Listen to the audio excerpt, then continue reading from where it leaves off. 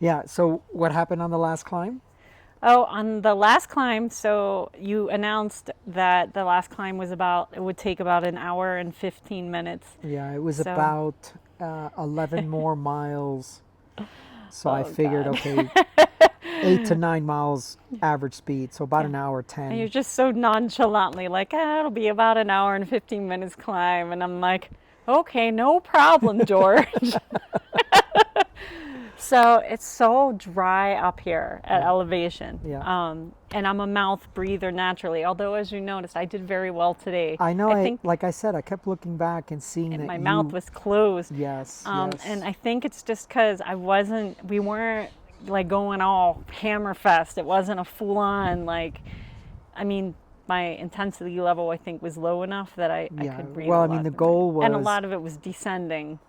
well, the goal was to be at zone 3 today, tempo.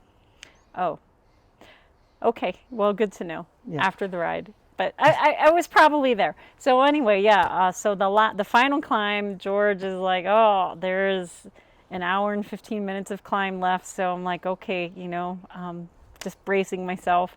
And so we start into it, and maybe a mile into the final climb, oh, my lips just got so dry, and so I kept looking at the stem because I'm like looking down, just like, okay, trying to just put yourself into that like trance where you're not like distracted, or you are distracted, You're whatever definitely whatever distracted. gets you through That's right.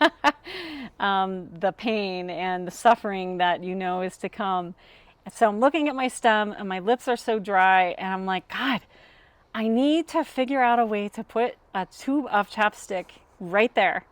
And so I'm like, okay, maybe what I can do is I'll go to Home Depot, I'll get some heavy duty Velcro, Yeah. and somehow, I don't know, I don't know how I will adhere to the carbon. Is it gonna screw it up or like Nah, it'll be muck it fine. up? But Nah, it'll be fine. I want to put it on the stem there, and then I'll get my chapstick and I'll put the opposing Velcro on Yeah. my The chapstick hook and the tube. loop. And yes, the hook and the loop. It'll be right there for access the entire time, and I'm gonna make it happen. And I'm gonna patent that, and I will be a billionaire because you will all be buying it from me.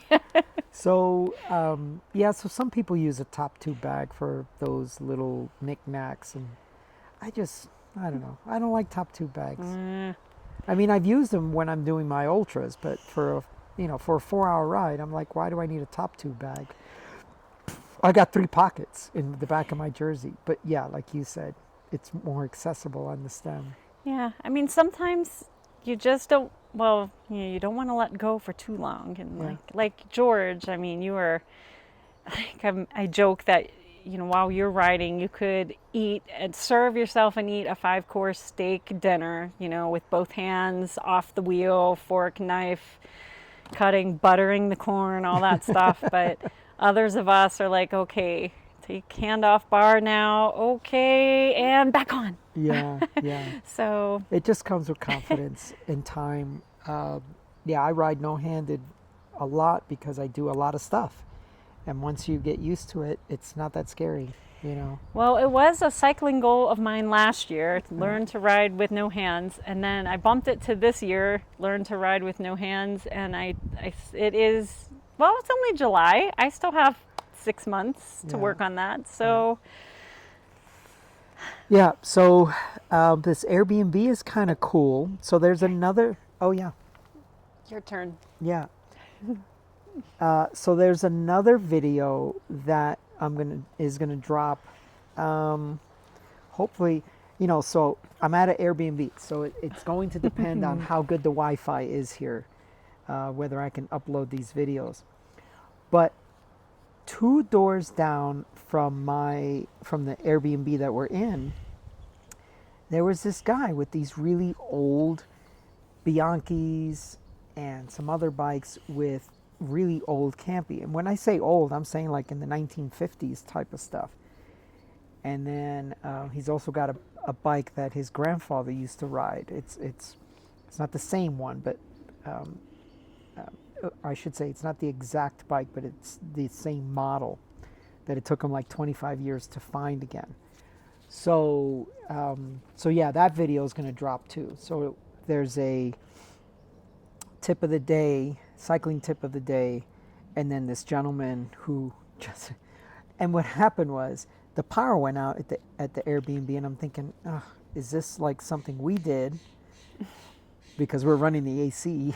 Thank goodness we had already brewed our pot of coffee Yes, we had before the brewed our power went out. And that's the way we were looking at it. It's Yeah. like, well, we may not have AC Yeah. or lighting, but at least we have our coffee. It's hot and fresh. Yeah, fresh coffee. So yeah, so then I see someone walking their dog, and I'm like, oh, and I see the gentleman go into his home, 2 doors down, and I'm like, hey, did the power go out, for you two? And then somehow they struck a conversation with us. And that's how we met Sam and Jean. Yeah. And I mean, how crazy, like the last thing you would expect would be for Sam to be rolling these like classic, restored with amazing thought and consciousness bikes like out of his cabin over there. But he's like, oh, wait till you see what I have. Yeah. I mean, the guy was a auto painter. So I mean, he knows his paints. He mixed the Celeste for one of the bikes. I mean, and he just restored them at the frames just beautifully with the polished chrome and all that. So anyway, I'd like to hear what your folks thinking about my this concept of, adding all of these things, because in and of themselves, a 50-mile ride or 6,000 feet and 6,000 feet of climbing and 40 miles isn't a big deal either. But if you compound all these things, what kind of index are you thinking that would be? And then so we got Jess back on the bike, and it's July, so there are some events coming up. So we're hoping that she feels more confident and feels fit. And then also, how do I look with my hydration pack? I mean, like I said, it was a seriously hot day today. So a lot of hydration coming now over the next few hours, because we're riding again tomorrow in this heat. But anyway. Oh. I would like to know, Yeah. now that you bring it up, Yeah. what do you do? What are the first things you do when you get back from your ride? For instance, me, the first thing I do is I take off my bib shorts, because I think it's pretty gross to sit around in them, because they are all nasty. Yeah. And get something cold to drink. So, although today we are treating ourselves to libations, which we usually don't. Yeah, we usually don't. But I guess it's kind of a getaway. But yeah, so the first thing I do when I get back is I go to the bathroom, take the nature break indoors, get out of my bibs, and get something to drink. George? I'm not that fussy about getting my bibs off.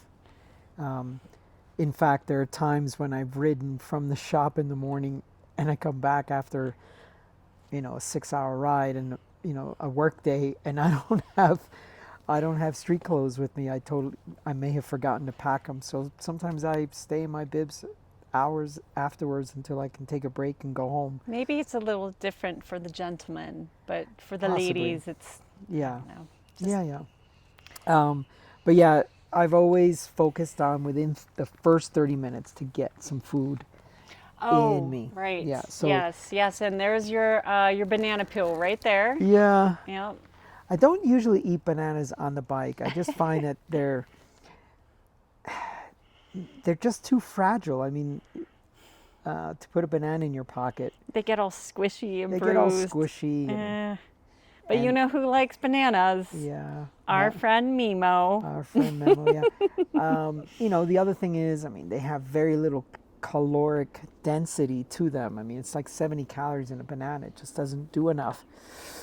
But yeah, when I got back, I did get a banana.